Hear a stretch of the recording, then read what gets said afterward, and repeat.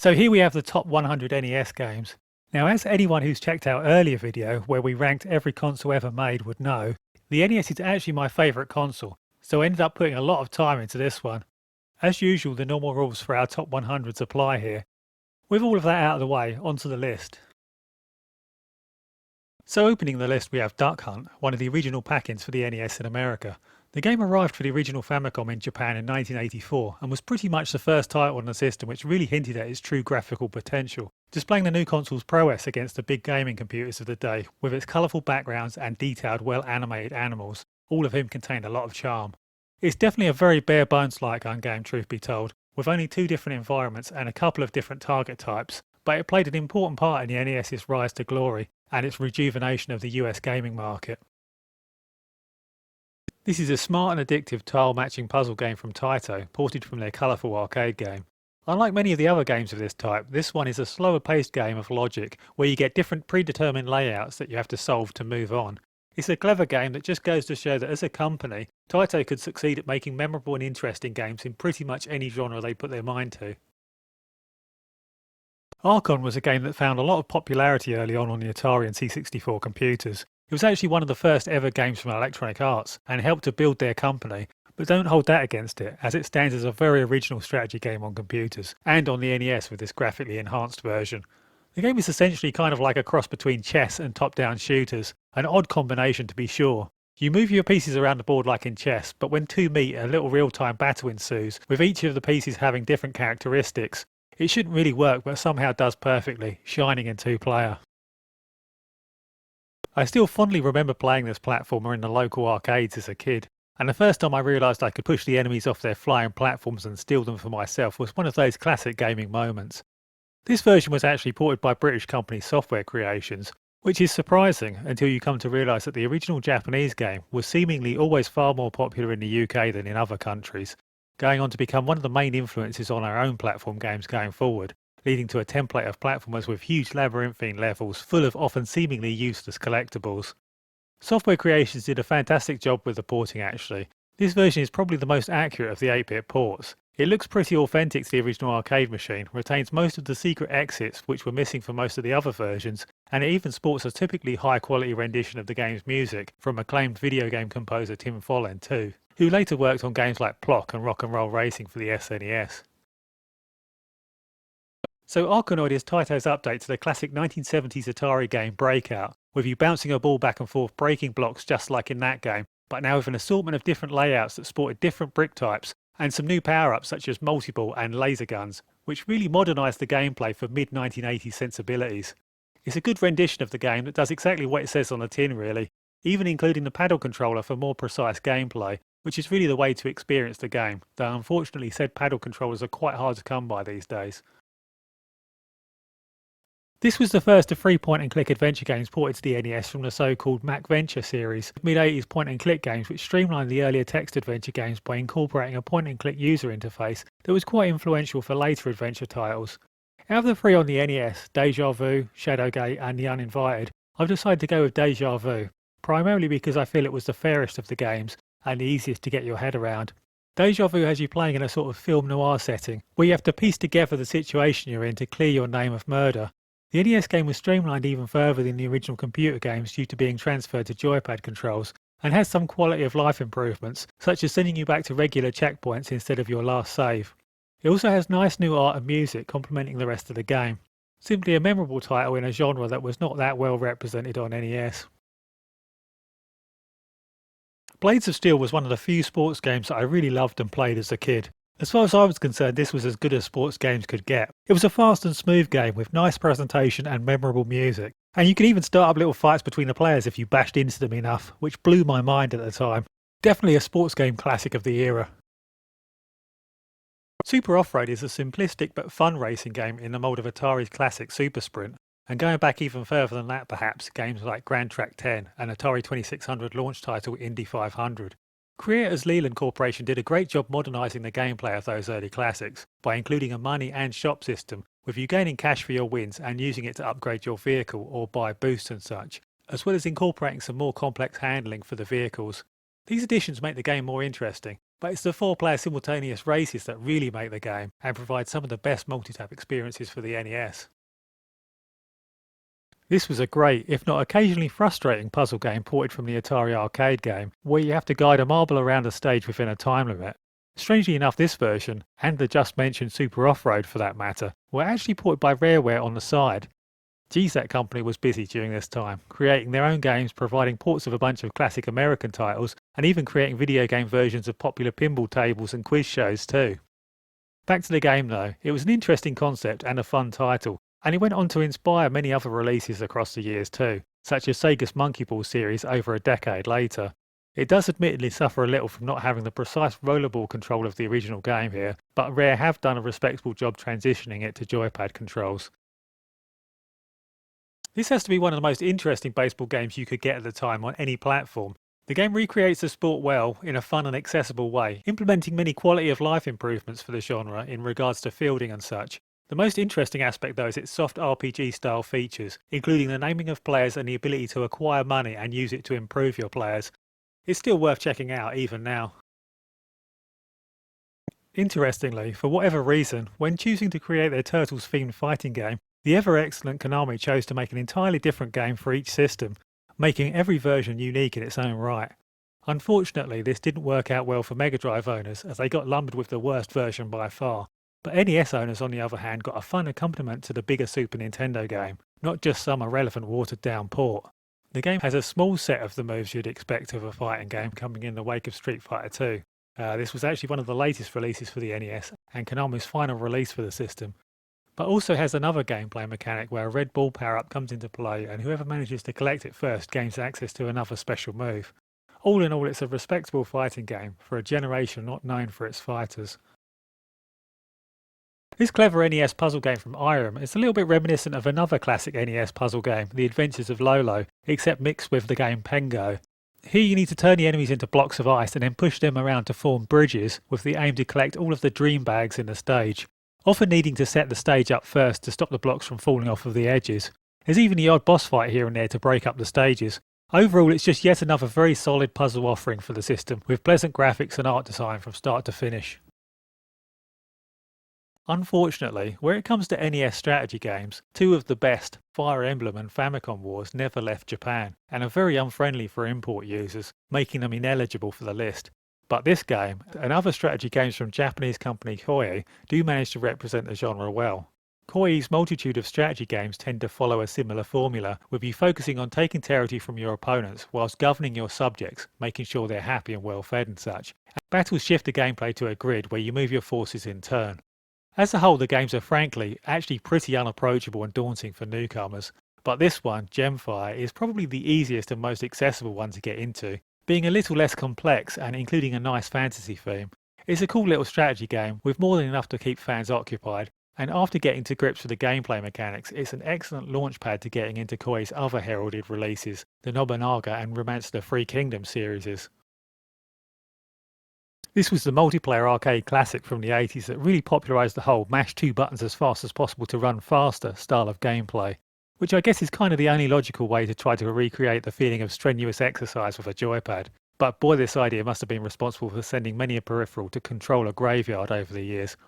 The game had a variety of events to compete in, including throwing and jumping events on top of the races, and actually, when brought to the West, Konami admirably combined the game with its sequel, Hypersports, providing a Western version of the game with 8 different events, and Hypersports itself had been a classic game in its own right to boot.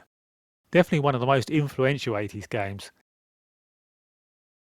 Chip and Dale was one of my all-time favourite cartoons as a child, along with Warner Brothers' Tiny Toons. Unfortunately for me, both games got excellent license titles on the NES, with this one from Capcom especially standing out as a fun, accessible game with fast and responsive controls.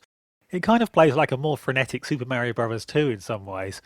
Like that game, the main form of attack here is to pick up and throw the objects laying around the screen at the enemies. What really boosts the game though is its brilliant 2-player co-op feature. The 2 players get a bunch of different ways to either help or hinder each other, and the gameplay just works very well. I would have placed the game much higher, but it's a bit on the short and easy side. It's great while it lasts though, and perhaps on a system which is known for the difficulty of its games, it's not such a bad thing to have some more forgiving ones in the library to experience. Snake Rattle and Roll is a unique isometric platformer from Rare. with the game representing a welcome return to the style that had helped them become so popular on the ZX Spectrum, with highly influential releases like Nightlaw and Alien 8. Gameplay consists of eating the little creatures you find until reaching a set tail length, then getting to the end of the stage. Though it takes a little time to get used to and gets punishingly difficult by the later levels, it's a lot of fun when you get the hang of it, has a very cool 2-player mode, and is a highly original concept. I really can't think of any other game like it. This is a very likeably offbeat point-and-click adventure game for the system, with a respectable user interface and fun plot and characters. The game was actually first created for Japanese computers back in 1984, but finally got a Western release in 1991 with this excellent port to the NES. The game's title makes it sound a bit rubbish for sure, but honestly it's overall just a fun and accessible release in the point-and-click genre. This was a pretty nice 2-player top-down run-and-gun game from Konami, where you drive around lobbing grenades at the enemies and freeing POWs from the camps in order to gain power-ups. It's a polished release with a nice difficulty balance and some pretty respectable boss fights. As is usually the case with these top-down run-and-gun titles, it really shines in 2-player co-op too. So this is a sports game from Technos' Kunio-kun series, a series that most people from the West probably know from River City Ransom or perhaps Nintendo World Cup. It was a series of titles with these immediately recognisable, chunky and expressive characters that included a lot of beat-em-ups and sports games and such. The series was actually absolutely huge in Japan during the 1980s, much bigger than other series like Mega Man, Castlevania or Contra for instance, with many of these games being considered to be the best on the NES and PC Engine, and many of them never got a release in the West either. This dodgeball game is one of the most memorable ones, and thankfully it actually did reach our shores. Like all of the titles in the series, the game doesn't take itself too seriously and it's a ton of chaotic fun. Zombie Nation is a very weird, very quirky shmup that has you playing as a sort of disembodied floating head who's decided to go visit the city and go on a rampage of death and destruction. The main point of the game is to pretty much survive, of course. This is made much more difficult by the beams and lightning bolts that blink on and off during the stages that strangely do way more damage than everything else, whilst destroying as many buildings as possible and rescuing the falling hostages to power yourself up. You do all of this to save America from some aliens. I may be wrong, but this seems highly suspicious to me, and I'd imagine the actual original intent of the game was simply that you're a monster destroying the US and eating people to gain power. A scenario more akin to Midway's Rampage arcade game, for example. In the original Japanese version, one of the bosses was even the Statue of Liberty, but this has unfortunately been altered to being a giant Medusa here. It's a short game and not that polished, but I find the hectic destruction strangely satisfying personally. So this was an interesting early real-time strategy game that was originally released on computers as Supremacy before getting ported to the NES and renamed to Overlord a year or two later. The game was originally made by the Dave Perry and Nick Bruty team at Probe Software, who would go on to leave Probe to make the Mega Drive's beloved Aladdin game for Virgin Interactive, before forming their own company, Shiny, and creating Earthworm Jim and MDK and the like. You essentially buy a terraformer and then send it to take planets one after the other while the opponent does the same, building structures on said planets to provide resources, with each planet type being better suited to different resource production. The game all runs in real time with no turns, and interestingly actually the original game handled the battles off screen, just providing stats afterwards, while for the NES game we now have real-time arcade-style battles to play through, making this NES game now fully an RTS release. This port is a little simplified over the original, which has some mixed results, making it less complex in some areas, but also more streamlined and more accessible in others. All in all, it's a very good effort. The graphics and audio are phenomenal, with the intro track being one of the best pieces of music created for the entire system, and the strategy elements are pretty engrossing for an 8-bit system too. Though as can be expected of the time, the AI is certainly no Albert Einstein and can be exploited with little difficulty. Xanadu is an action-adventure RPG of the side-view variety, playing essentially like a platformer with experience points and equipment. The game is an offshoot of Xanadu, part of the Dragon Slayer series, its title being a combination of Famicom and Xanadu, which was one of the most popular and influential RPG series in Japan, of which only a few games gained a Western release, the other main one being Legacy of the Wizard. It's a well put together title with a unique style of its own created by its earthy colour use, but possibly doesn't quite do enough in the gameplay department to really set itself apart from other games on the system. Still a worthy pickup for action RPG fans though. One of the more popular and well remembered racing titles on the NES, RC Pro-Am and the series it spawned were pretty much the original over-the-top weapons-based racing games out there, and were highly likely an influence on the insanely popular Mario Kart series, With that game following RC Prime's template of items being picked up as you raced around the courses, including its projectile weapons, boost, invincibility and placed hazard selection, as well as floor boosters set into the track. Oh, and lastly, let's not forget about the incessantly cheating AI players. Well, maybe RC Prime shouldn't be too proud of that one. The sequels even actually added boost starts and 4-player action into the mix too. It's a fun and action-packed game, but unfortunately Rare wouldn't perfect the series until the release of the 4-player Game Boy game a few years later.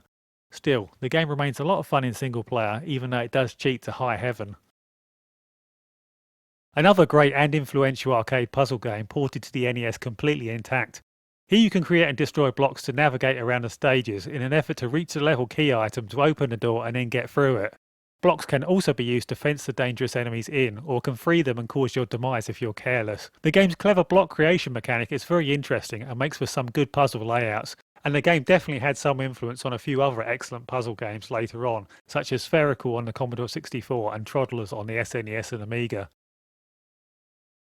Scat is a pretty nice shooter with a pretty unfortunate name, from Japanese developer Natsume, a company who tended to look at what was popular at the time and then produce their own titles with their own spin on the idea. This one is kinda like the arcade game Forgotten Worlds, in that it has you playing as a sort of flying man with floating satellites that can be used to fire in multiple directions.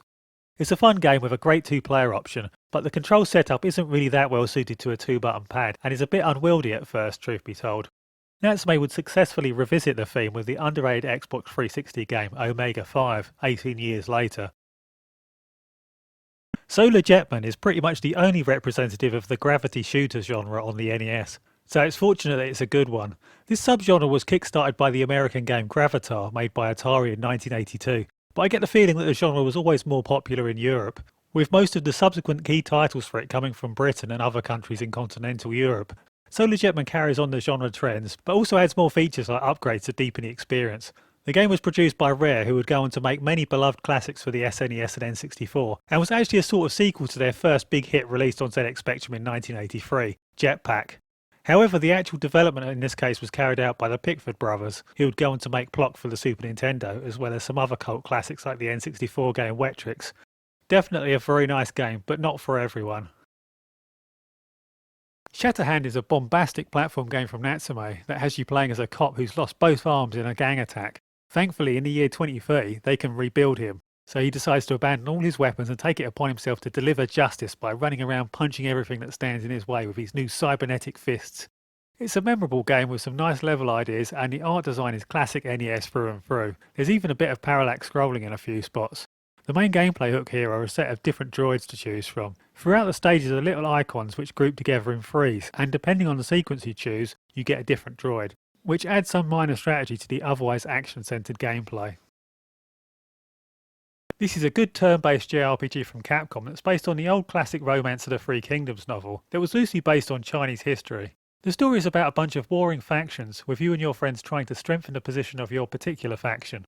It has you controlling a party of generals, famous characters from the book, each with their own army. Visions of epic grid-based battles may be emerging in your mind right now, but actually this plays much like any other JRPG. Your armies act like HP to your generals, and miraculously they're all brung back to life after a battle by staying at an inn, as per usual. The game has a somewhat weak overworld, but gives you a ton of different characters to choose from, and it's actually fast, really fast, especially in comparison to other NES JRPGs, which is a godsend here, with you even able to have the AI fast track the battles if you so wish. Smash TV is a simple top-down shooter ported from the arcades that was made by the same guy who did Robotron, Eugene Jarvis. The basic premise is akin to the Arnie classic, yeah you heard me right, classic, The Running Man, where you play as a poor bloke stuck in a game show who has to shoot everything that moves. This version was ported by the often excellent, though occasionally inconsistent Australian company Melbourne House, otherwise known as Beam Software, and they included a cool dual controller option to replicate the arcade's multi-directional dual joystick firing, with you holding a controller in both hands, moving with one D-pad whilst firing with the other. The game supports the 4-score adapter for 2 players. This method is a good fix for the game. It works pretty well and elevates this version of the game well above the other 8-bit console and computer ports out there. The motocross racing game classic Excitebike was one of the earliest truly standout titles for the system, featuring attractive graphics and some action-packed racing with fun gameplay mechanics. It's pretty simple overall, with you just focusing on not overusing your boosts and making sure to land your jumps well, but it remains an addictive experience. Most notable though is its track editor, which gives you the ability to design your own courses, which was a nice feature for 1984, though unfortunately the ability to save and load your tracks was absent from the Western releases of the game, unlike in the Japanese original. Definitely an iconic early release. One of the OG scrolling platformer classics from Japan, Ghosts and Goblins arrived in the arcades just a few short weeks after Super Mario Bros. Hit the NES, but sported much more detailed and varied backgrounds, multiple exciting boss fights, and a real sense of journey as you made your way to the Demon Lord's castle to rescue your lost love. The graphics for this NES port are a big step down from the original, and it doesn't feel quite as smooth as it should either, but overall it still provides a fairly authentic experience to the original game, and is a big challenge. Honestly, the game is brutal, it's unforgiving, and can be quite frustrating, so only those with a lot of patience and cast iron resolve need apply here. Why developers Sunsoft are not held in as high regard as other classic 8-bit developers really escapes me. The company produced a consistent string of bona fide classics for the machine during its lifespan. Gremlins 2, like all of their other NES games, is a fun and somewhat unique game. It's a memorable top-down shooter that actually also contains many platforming and adventuring elements to shake things up a little. As always for the developer, the game has some of the best music on the system, as well as first-class presentation throughout. And it's yet another great movie license game to add to the stack on the NES that bucks the usual trend of terrible license games. Here we have yet another classic game from Natsume, though unlike their previously mentioned Shatterhand, it's a lot easier to see where Natsume were taking their inspiration from here in this clear Ninja Gaiden derivative. Dismiss it as a clone at your peril though, as this is actually a fantastic alternative to Tecmo's Classic, featuring a very different power-up system that keeps building you up and up so long as you don't keep taking hits. This change makes it quite rewarding to master the game, and on top of that it has a very welcome, very well thought out two-player co-op option that works fantastically with the level layouts and rewards coordination between the two players well.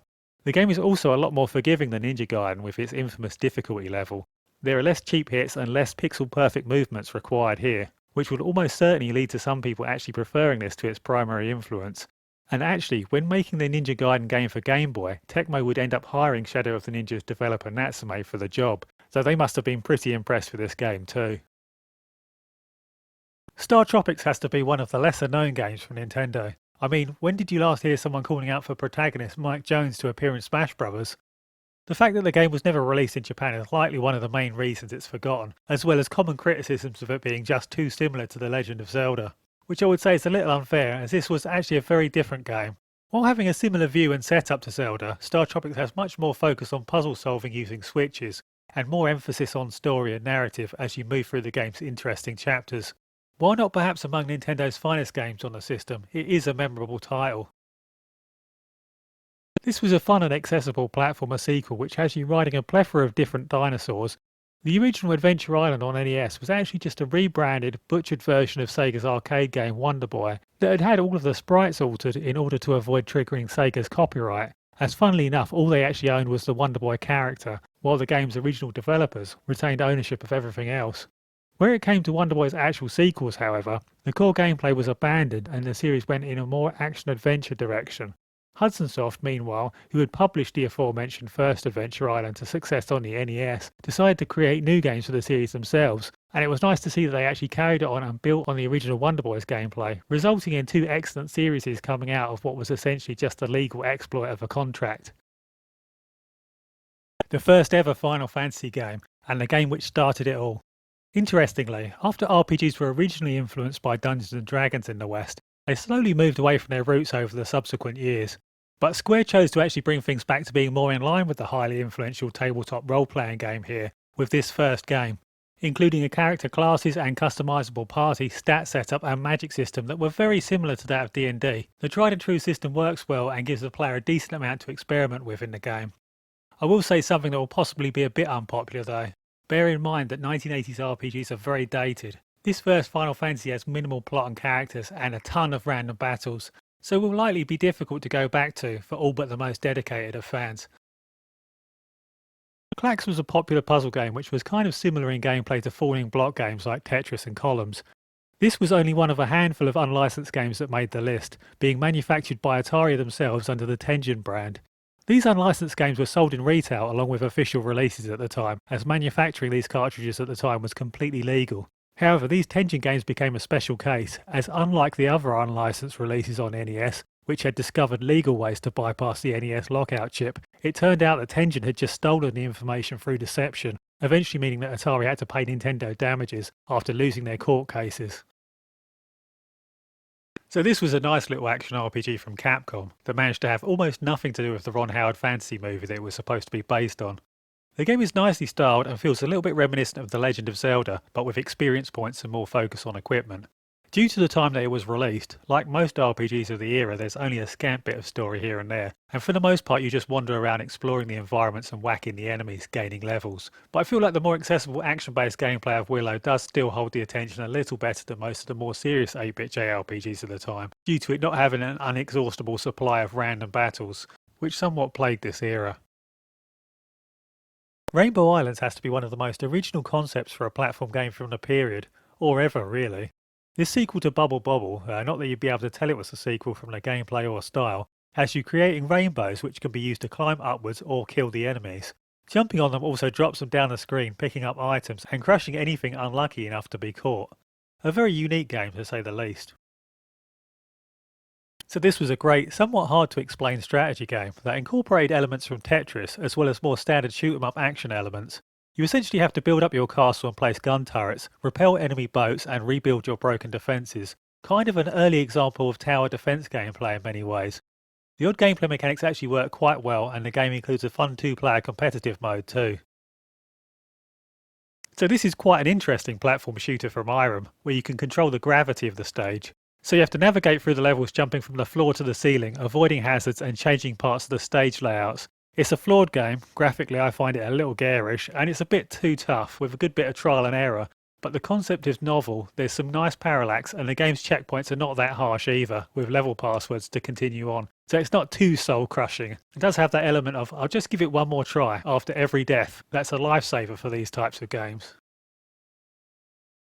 Blaster Master is a cool little action-adventure game from Sunsoft that has you exploring around in a little jumping tank.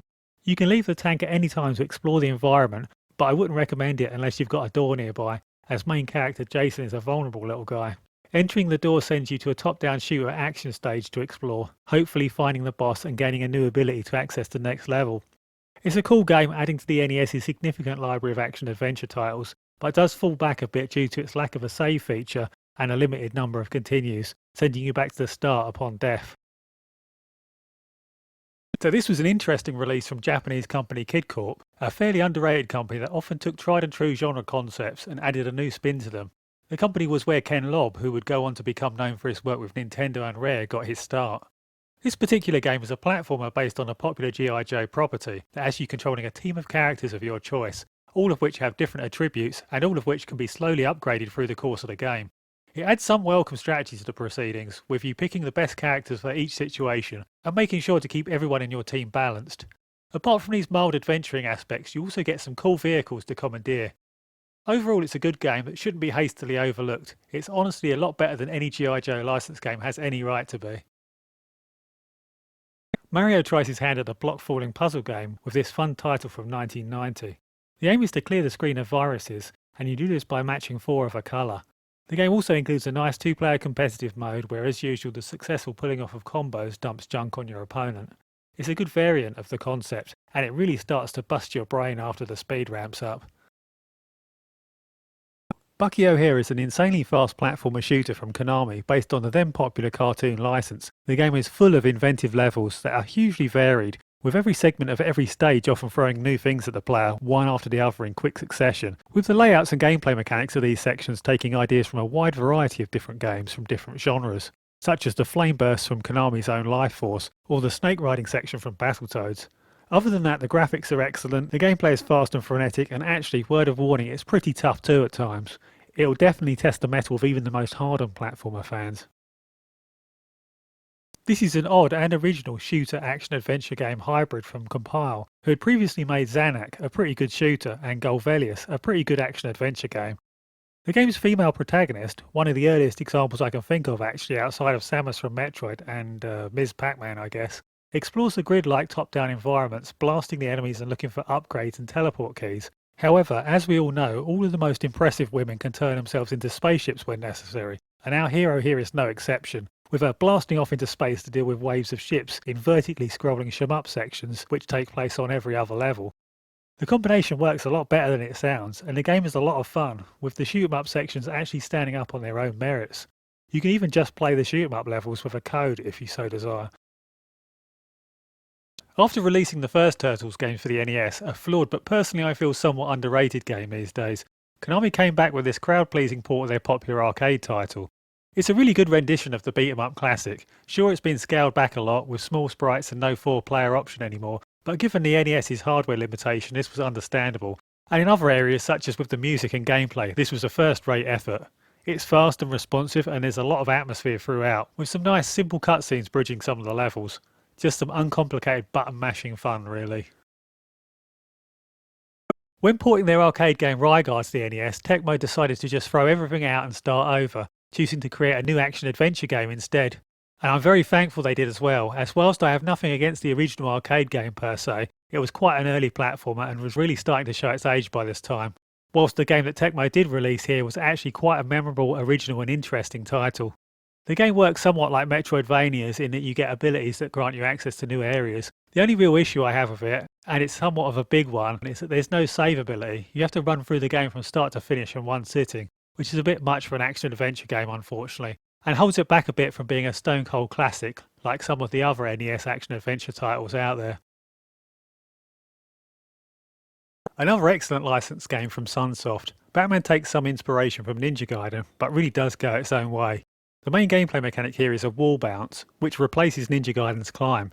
This wall bounce is very different to the climbing in Ninja Gaiden though, being more about timing and precision, and many of the level layouts are carefully crafted to utilise it, with you bouncing back and forth through the stages.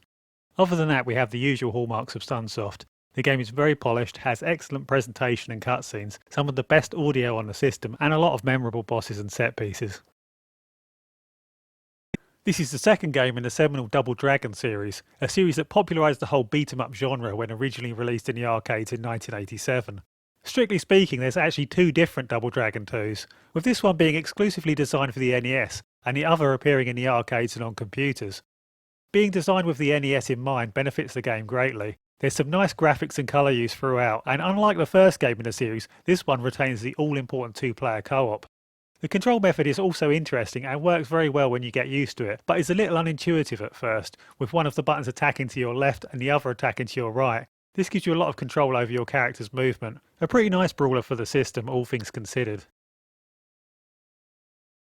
This Japan-exclusive fighter in the Kunio-kun series manages to come completely out of left field, providing more of an early 4-player fighting experience more akin to party games like Smash Bros and Power Stone 2. The game's foundation lies within the competitive modes of beat-em-ups of the time, like Techno's own related River City Ransom, with players able to do flying kicks, shoulder barges and kicking other players when they're down and such. But the different characters do also get some unique abilities here and there. And there's also some environmental hazards like electric fences and landmines to hit your opponent into. Where it comes to ease of play for English speakers, it's actually not too bad for an import title either. The first option you come to simply asks if you want to start a campaign or a multiplayer brawl, and all the players pressing the B button to choose no will pretty much get you into the game.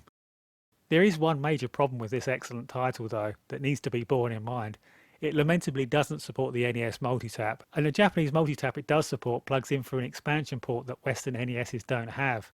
So getting more than a 2-player match going is sadly not an easy task for NES owners, unfortunately. Amazingly, for a game reportedly created by one person alone, Super Turrican contains some of the most impressive use of the NES out there. Great graphics and music and impressive boss fights abound. Unlike the SNES game of the same name, this Super Turrican is less of an original game and more of a remix of the original home computer title, with some elements included from Turrican 2, such as the unlimited gyroscope. Unfortunately, some of the levels have been cut down here, some bosses are missing, and most lamentably, losing a life gets you put back to the start of the level. However, the multiple excellent additions, such as the run feature and new rapid fire gun, help to create a faster, more action-packed experience that feels very different but equally excellent to the original, and you don't have to wait for a tape to load either. Among the best horizontal shooters on the NES, Over Horizon is a lesser known title, likely due to never getting a US release, though it did get a release here in Europe. The game has the classic shooter combination of excellent power-ups, clever level design and epic boss fights you'd expect, but does a few other things as well, such as giving you the ability to fire backwards with one button and forwards with the other, and shift between two different turret positions. But the other more interesting aspect is that it actually allows you to customise your ship and weapons before starting the game, deciding your turret's positions and balancing your weapons. A nice touch. On release, this was pretty much the standout puzzle game on the Atari and C64 computers back in 1984, and ended up getting ported to pretty much everything and spawning a whole raft of imitators. Boulder Dash starts off simple, with you just needing to collect the gems in each level without getting crushed, but quickly expands its core idea to include a big emphasis on leading the monsters contained in the stages into traps to bury them under falling rocks too. Commendably, for the NES port, the classic game also gained a password save and went through a complete graphics overhaul, and it looks absolutely fantastic, very far removed from the makeshift looking original. Gunnak is a fast and action-packed vertical shooter from Compile, who are one of the greatest shoot-'em-up companies around, creating the Alesta series and the earlier Zanak, of which this is loosely related to. Its name is actually a combination of that game and the PC Engine game Gunhead, otherwise known as Blazing Lasers in the US. Given the pedigree of the developer, Gunnak is a predictably polished release with a great power-up system, but actually also differs in some ways to Compile's usual shooters, in that the themes are actually quite quirky and more comedic here, which provides a nice change of pace. One problem I have when playing many beat-em-ups is I find them to get a bit monotonous after a while due to a lack of variation, especially in single player. This is thankfully not a problem with Battletoads, as the gameplay styles vary considerably from one level to the next. Here you'll be abseiling one moment and riding a high-speed jet bike the next. Unfortunately, they did however end up substituting one problem for another, as they made the game a little too difficult for the average gamer, making this more of a game for masochist players only. If you do take the time to master it though, it stands as one of the most exciting and exhilarating games on the entire system. So this awesome two-player top-down run-and-gun game from SNK was pretty much everything the NES version of their earlier Ikari Warriors had failed to be. Instead of the slow gameplay, atrocious controls and general bugginess which had marred that game, here instead you find polished, fast and frenetic gameplay with responsive controls and great graphics. Strangely enough, the original Japanese game had you playing as Che Guevara and Castro as they attempted to overthrow the Cuban dictatorship. It's not surprising that it went through heavy localization when reaching the US with a plot like that. It's a great game, but I will say that it does have unlimited continues, which may have a negative effect on its longevity for many people. The sequel to Solomon's Key isn't really that much like the original, but it's still a very good game. It does retain the main character's all-important ability to create blocks to stand on and such, but the main aim here is to work out how to use those blocks that you create to put out a set of fires placed on each puzzle screen by dropping or pushing the blocks onto them. It's a nice game with clever layouts, good presentation, and a lot of all-around polish throughout. Super Spy Hunter is an interesting vertically scrolling shooter from Sunsoft with some vehicular combat elements that make it somewhat reminiscent of the original Spy Hunter. This may seem like a no-brainer given the name, but actually, while a part of the Spy Hunter series in the US, it had a different name originally in Japan, where it was called Battle Formula. When being brought overseas, it was decided to add the Spy Hunter license. Generally, I dislike this type of thing, but given the game's similarity in both gameplay and often look to Spy Hunter, for all intents and purposes, it kind of is a sequel to Spy Hunter. Anyway, enough rambling. The game has the usual action-focused shoot-'em-up gameplay with power-ups, but here you also have the ability to speed up or slow down to navigate tricky, narrow sections of road, and you also get to control the direction of your turrets.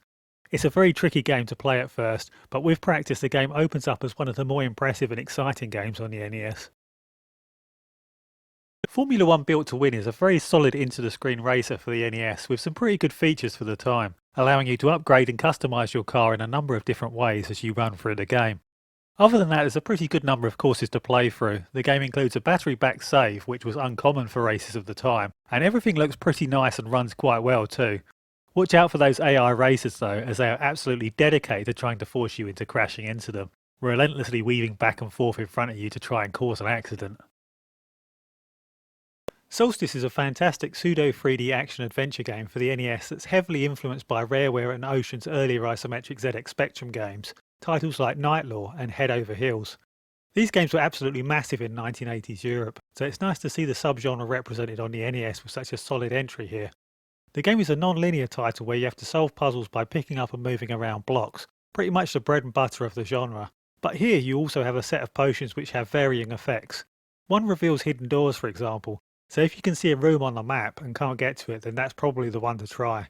These types of games were admittedly not the easiest of games to get into for newcomers to the genre, due to somewhat unintuitive controls and camera perspectives, but were very cleverly designed and interesting to explore in the days before true 3D graphics, and remain very unique. So here's another new high-placing entry on the list. I've played Clash at Demon Head on and off a good few times in the past, but never really got into it. But after spending more time with it recently, I can say it's as good as people made it out to be. Sure, there's some flaws, it doesn't control quite as well as it should at times, and certain aspects of it can be really punishing if you're careless. But honestly, it just gives you so much freedom to explore and navigate the environment. All the equipment you can buy from the shops is a joy to use, and you're always discovering something new and unexpected as you search through the world. Truly one of a kind on the NES.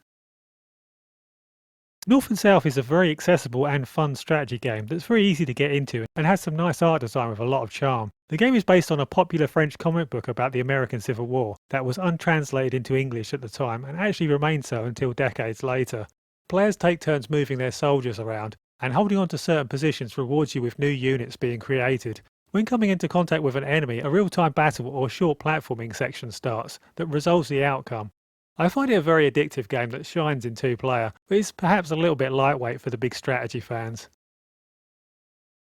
This was the first in a long line of the popular Castlevania series, one of the most enduring series in video gaming.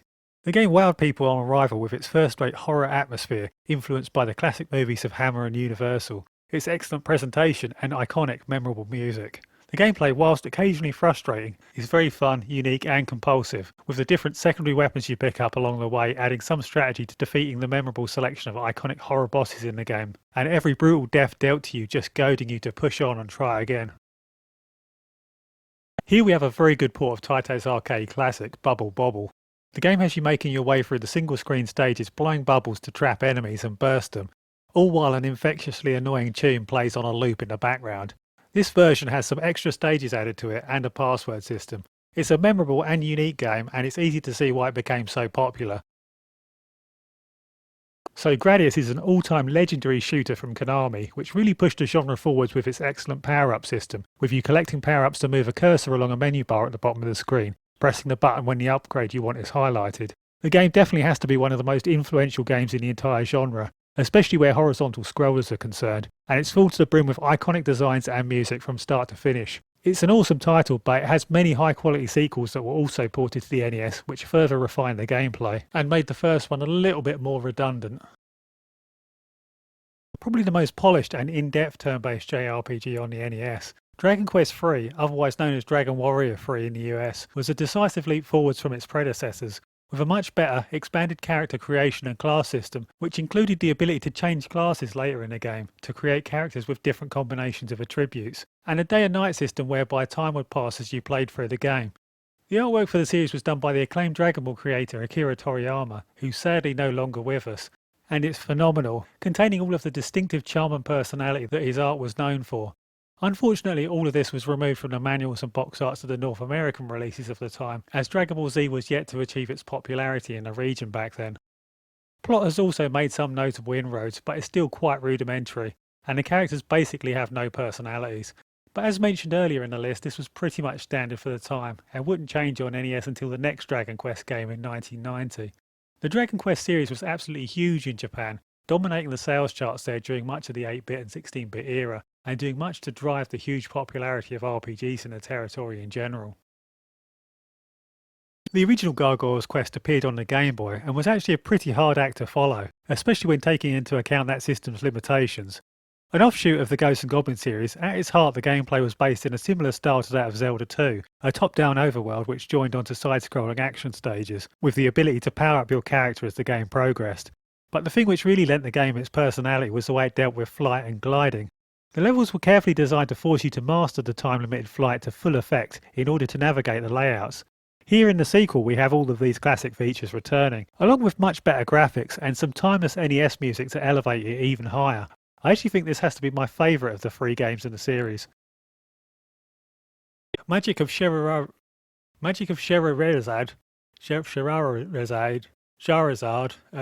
maybe it would be best to just read the text box in the bottom of the screen, is one of the most notable action RPGs on the NES, and is really quite an underrated title, containing much deeper gameplay and plot than you'd expect from the time.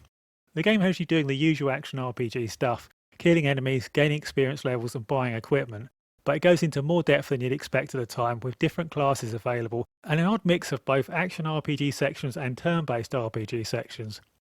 The game also has a nifty time travel element in it that at times reminds me of Ocarina of Time, surprisingly enough, with you having to go back in time and plant a tree and then return to the future with it fully grown and such. Just a great game that was ahead of its time and had some memorable art design. DuckTales is yet another very nice Disney license game from Capcom.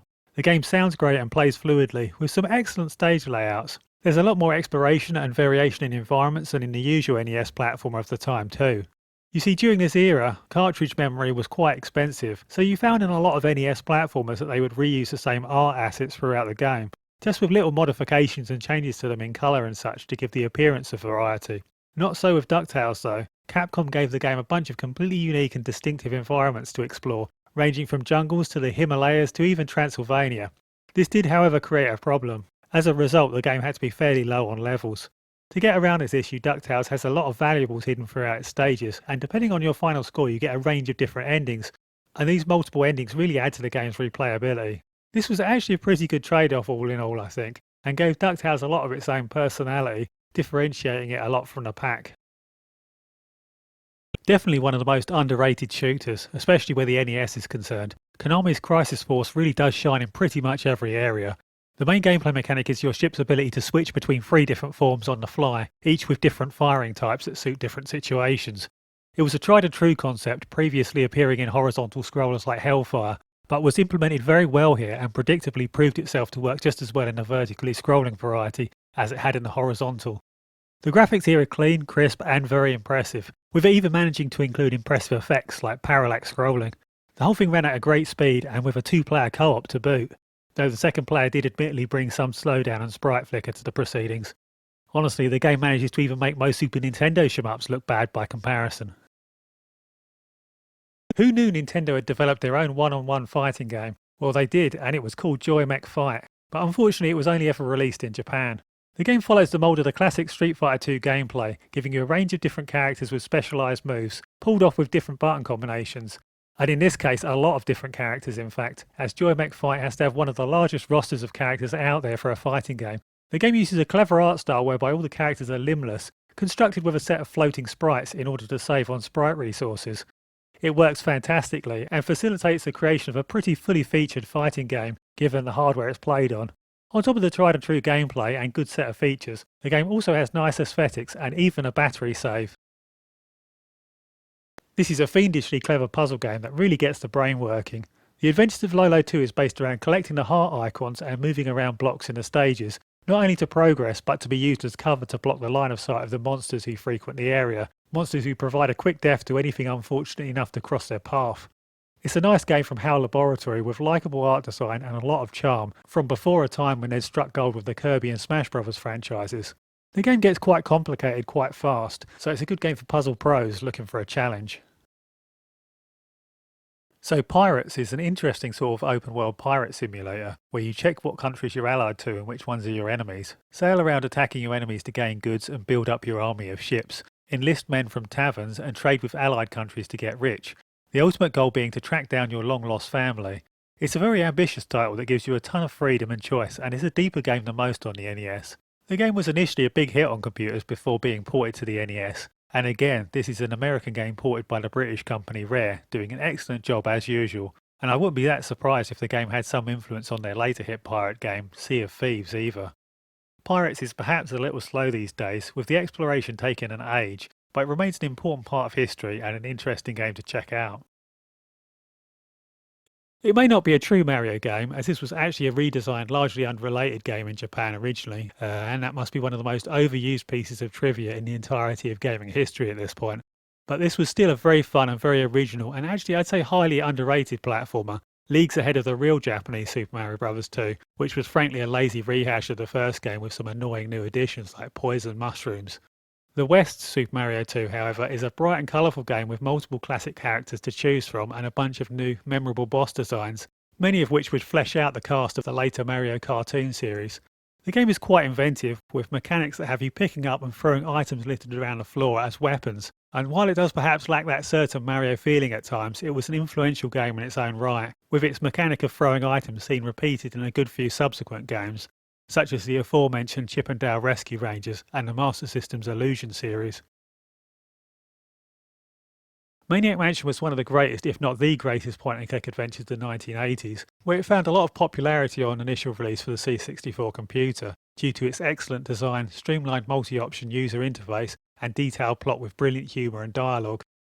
Maniac Mansion was overhauled in graphics and music when later ported to the NES, and the porters did a pretty nice job. Unfortunately though, the game serves as one of the best examples of Nintendo's heavy-handed censorship policies of the time, with them repeatedly refusing to give the game a license until alterations were made, so Nurse Edna's sexually suggestive dialogue is now gone, and anything but the most tepid of threats and insults ended up being removed too. LucasArts did their best to create interesting replacements, but there was only so much they could do. The porters did, however, manage to slip the game's most infamous hamster microwaving scene past Nintendo's censors, and by the time Nintendo had realised it was too late to stop from reaching US stores, though they did get it removed for the later European release, sadly. Still, even with the changed lines, it's a nice recreation of the game and is one of the most fast and accessible ways to play the classic title.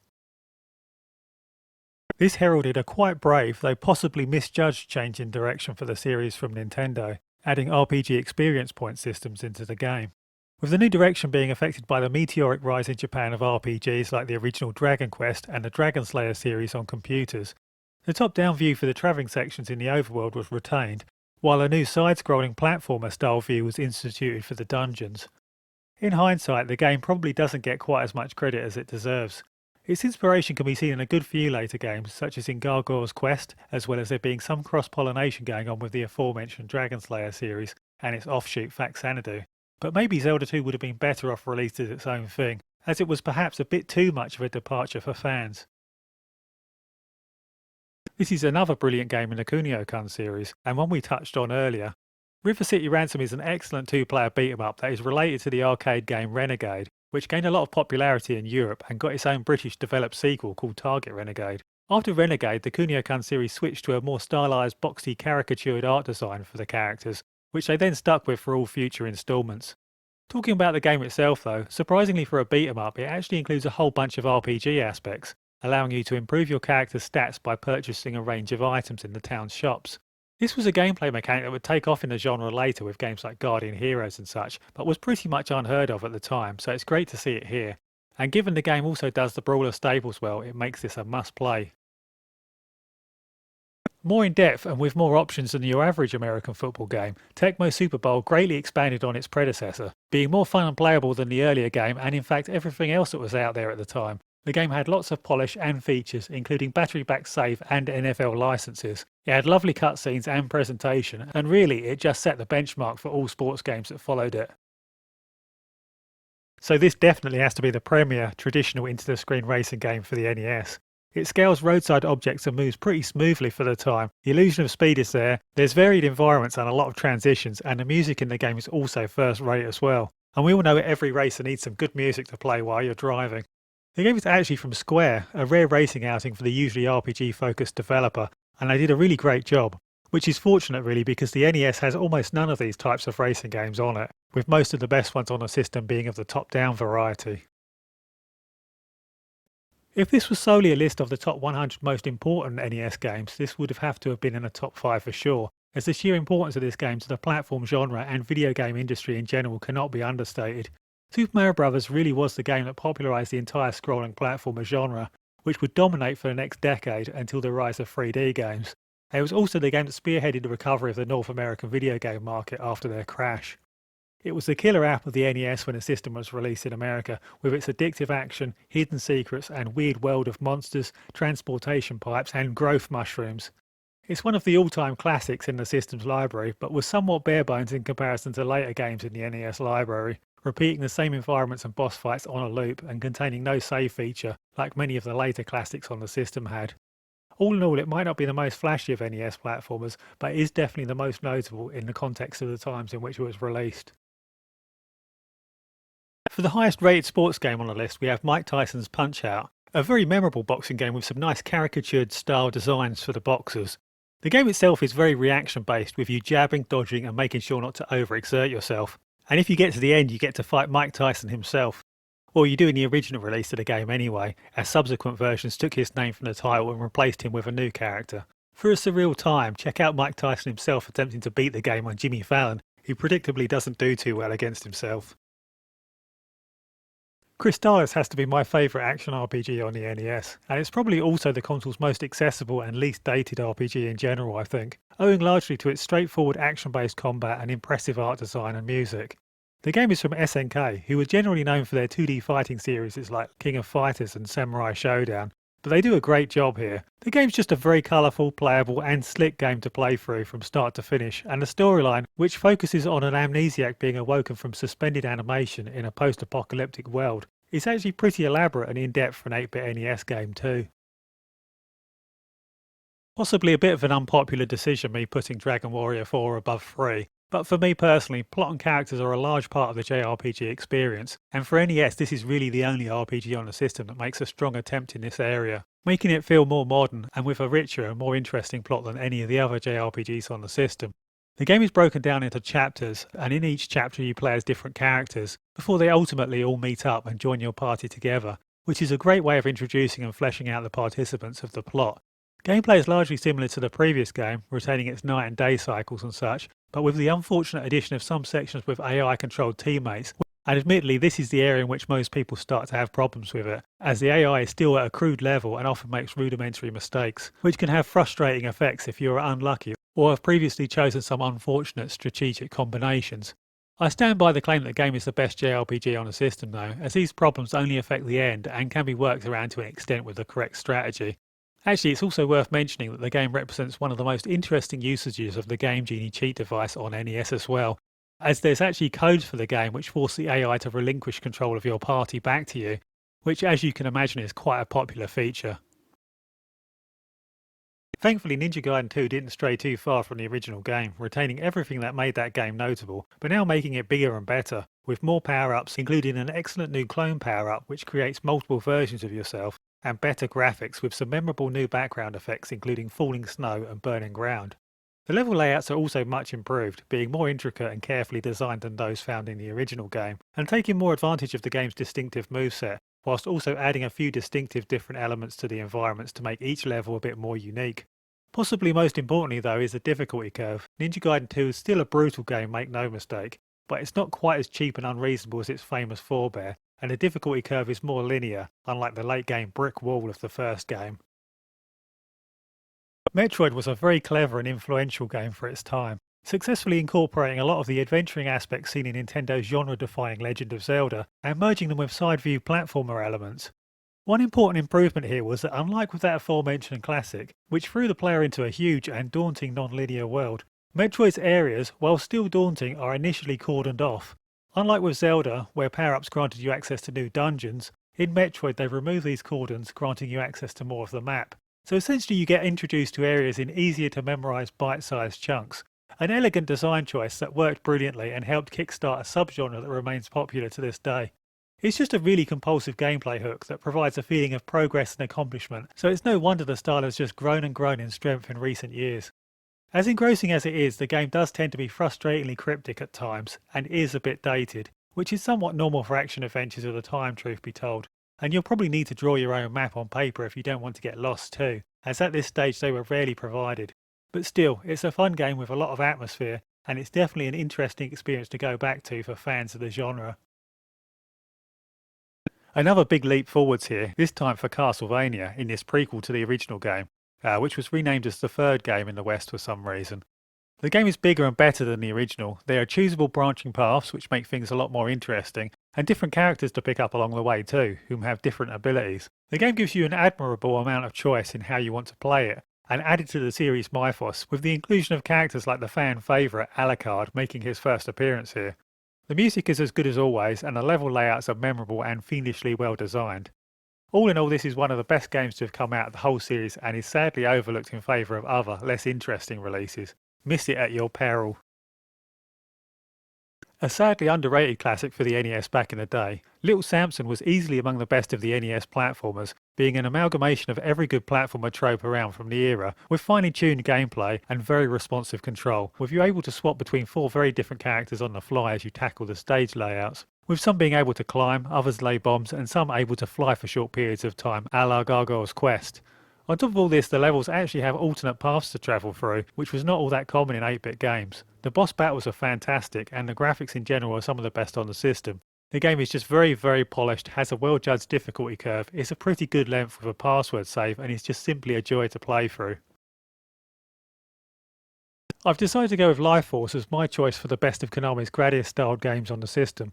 This one differs from the other 2 Konami shooters by having much more variety between stages, alternating between horizontal sections and vertical sections, which changes up the gameplay.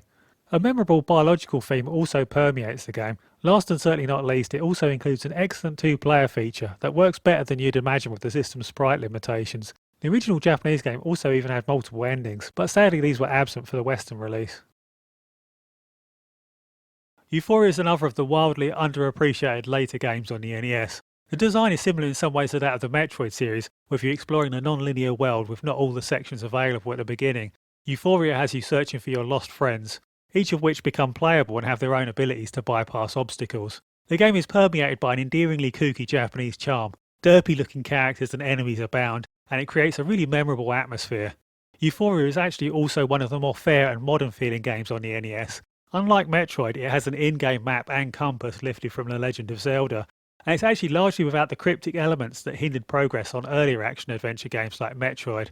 Though not without the odd stumble sending you back 10 minutes if you die. It is an 8-bit game after all.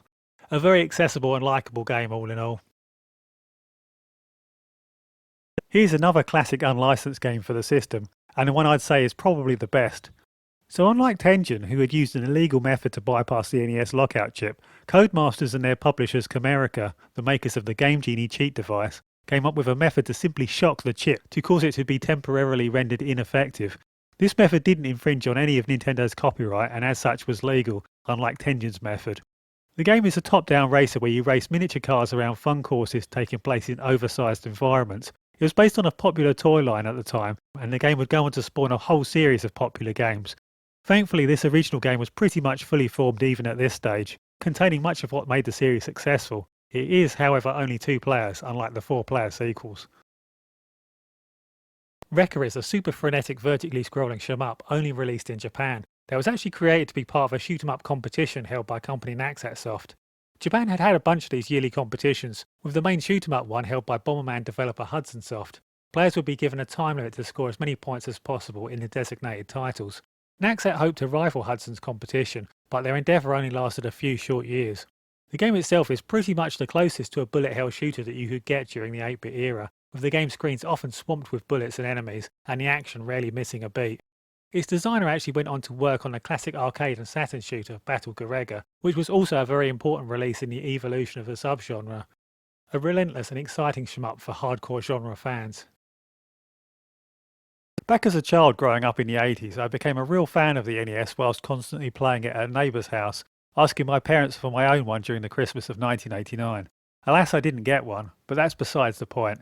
One of the games which cemented this opinion, along with the obvious Mario, was this game, Contra, which was actually known as Probotector here in Britain. Contra was an exciting game with some of the most responsive and dynamic controls of any game at the time, with you able to duck, jump and dodge whilst firing in all directions, facilitating improvised last-minute saves aplenty. And this level of control was necessary to survive the onslaught of enemies and bullets that peppered the screen. The game still holds up as one of the greatest action games of all time, and it's one of the most influential ones as well. Bionic Commando had to be, without doubt, one of the most unique arcade games of the 1980s. It was a platformer where you couldn't jump. Instead, the game gave you a grappling hook that, with practice, allowed you to swing around the stages like Spider-Man. It was quite difficult to get into at first, given that it played so little like any other game, but when you did get the hang of it, it was a very unique and rewarding experience. When deciding to put the game on NES, Capcom actually chose to make a completely new and original game instead of porting the classic arcade machine, and they added a bunch of new elements too. Other than the excellent grappling hook, this NES game now gives us some simple adventuring aspects too. We can explore around collecting different items to help us in the game, and can also upgrade our health over time by collecting these little capsules. both great additions. In the end, the choice to overhaul the game was the right one, as this is a vast improvement over the already good arcade original, and easily stands as one of the most memorable platform games on the system. In the original Japanese version, you even got to kill Hitler at the end. One of the most beloved games in the series, Mega Man 2 came hot on the heels of the first Mega Man, being released just 1 year later, but represented a huge jump in quality. The game was now much more polished, it was longer, and had a password system so you could return to where you left off. There were impressive set pieces such as that memorable dragon boss pursuing you across the screen, and perhaps more importantly the controls had even been tightened up too, with Mega Man no longer falling like a sack of bricks after every jump. It was a vast improvement. And the game may well have never happened too if it wasn't for the perseverance and faith of its designers, as it actually had to be made during their spare time, as Capcom would not have greenlighted it otherwise due to the failure in Japan of the first game. The perseverance was paid off with this game doing much better and kickstarting one of Capcom's most famous series. The design is novel for a platformer. You get to choose the order of the levels you want to play, and on defeating of each boss you gain new moves that can be changed between on the fly for subsequent levels, with many making sections of the levels and the boss fights far easier when you use the correct strategy. A timeless classic. This is a great version of one of the defining computer games of the entire 80s, programmed by the original creators themselves and carefully streamlined to work with the NES controller. The game has you exploring the galaxy, getting into dogfights and visiting planets to trade and improve your spaceship's abilities. It was one of the earliest sandbox games, with you able to do pretty much what you wanted at your leisure, and as such was highly ambitious for the time. And that's not even going into the fact that it's also one of the earliest standout 3D titles in existence. This NES version was a miracle of programming, as the system really wasn't designed with 3D graphics in mind, but the developers did a phenomenal job here, even adding a bunch of extras. And actually, when asked about the different versions of the game much later, they said they considered this and the Archimedes game to be among the best versions of the era. Most definitely the most impressive graphics on the system. HAL Laboratory really went to town with the visuals in this, Kirby's first appearance on a home console. Previously, the little pink monster that eats his enemies alive and steals their gifts had been contained on the Game Boy, but with this NES sequel the little guy really found his feet, and HAL delivered a varied game where fun and accessibility were obviously the main focuses. The difficulty curve is much more forgiving than most other NES games, and this results in a much more modern feeling game than just about anything else on the system. Thankfully, experienced players need not worry about the game being breezed through either, as finding all the secrets and experimenting with Kirby's different abilities really adds to the replayability. What more can be said about Tetris that hasn't been already? Made by a guy living in Soviet Russia in the 1980s, Tetris rapidly became a worldwide phenomenon, was one of the most influential puzzle games of all time, and was one of the main things that launched the original Game Boy's popularity into the stratosphere. The game was notoriously embroiled in a pile of ownership disputes at the time, leading to 2 different versions of the classic appearing on the NES alone, and a debate still rages to this day on whether Nintendo's version or the unlicensed version from Atari is better. Generally, I'd say if it's single player you're after, then it's the Nintendo version you want to stick with. It looks nicer and the progression is better. But if it's multiplayer you want, then the only option is the pricier, rarer Atari game from Tengen. One of the clear milestone releases in the history of gaming, and arguably an even more historically important game from Nintendo than even Mario. The Legend of Zelda blasted onto the Famicom Disk System in 1986, taking massive strides forwards for the action-adventure genre, providing many improvements over earlier titles like the seminal Adventure for the 2600, ColecoVision's Alcazar, or computer games like Sabrewulf. Zelda took features and elements from a whole host of different titles to create an impressive mix of ideas. The way that you gain new, interesting abilities was an elegant gameplay mechanic that would immediately be added to titles like Metroid and then proliferated throughout the media, keeping said player interested as they progressed to see what they would get next. The graphics were simple but facilitated large environments with enough recognisable features to set each of the areas apart, and the music was flat out iconic, with many of the tracks still being used to this day. The game was also one of the first really notable implementations of a battery-backed save, so the player could return to a game right where they left off, not having to start over every time the system was turned off. Previous games on consoles had done this, but never as successfully. All in all, The Legend of Zelda was an absolute tour de force of game design for its time. An ambitious, non-linear action game with a large, memorable world to explore with great art design. One last note though, bear in mind that this game did come with a partially filled-in map to get the player started, so make sure to get a hold of one before starting it up if playing for the first time. There was honestly no doubt in my mind what the number 1 game would be when starting out this list. Super Mario Bros. 3 was an absolute tour de force when released in Japan. Heck, it was still a tour de force when released in Europe in 1991. The game was a massive leap forwards, containing excellently judged controls, a ton of the most elegant level designs yet seen on a platformer, some memorable new power-ups, with the suits such as the raccoon suit doing much to add to the charm that permeated the game, and the new overworld map and item bench were clever ways to add some simple strategy to the game too. The presentation has been amplified to the next level, and quite simply the game is a joy to play from start to finish, with each new world being more interesting than the last. Truly a timeless game with a timeless feel. I still play this on a relatively regular basis even now. Well, that's the end of the video. If you enjoyed it, then please like and subscribe, and maybe consider supporting us on Patreon. The link is in the description. See ya!